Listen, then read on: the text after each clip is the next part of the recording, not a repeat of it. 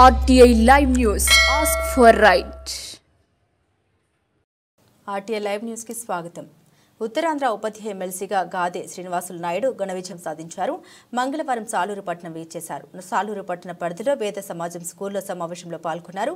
ఉపాధ్యాయ సమస్యలు ప్రభుత్వం దృష్టికి తీసుకెళ్లి వాటిని పరిష్కరించేందుకు కృషి చేస్తామని మాట ఇచ్చారు. ఈ కార్యక్రమంలో పలు సంఘాల ఉపాధ్యాయ సంఘ నేతలు, ఉపాధ్యాయులు సుమారు 100 మంది వరకు పాల్గొన్నారు. ఉపాధ్యాయ ఎమ్మెల్సీని ఘనంగా సన్మానించారు. నేనైతే గత 12 సంవత్సరాల అనుభవంతో చేస్తానన్న నమ్మకంతో నన్ను వారు ఎన్నుకోవడం జరిగింది.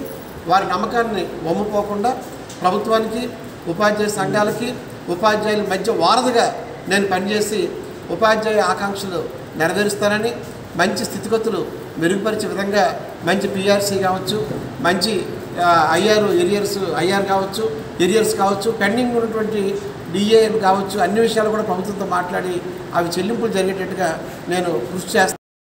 ఉపాధ్యాయులకి అంకితం అని చెప్పి సందర్భంగా మనం చేసుకుంటాను. ఈరోజు మరి సంబర తల్లి దర్శనానికి నేను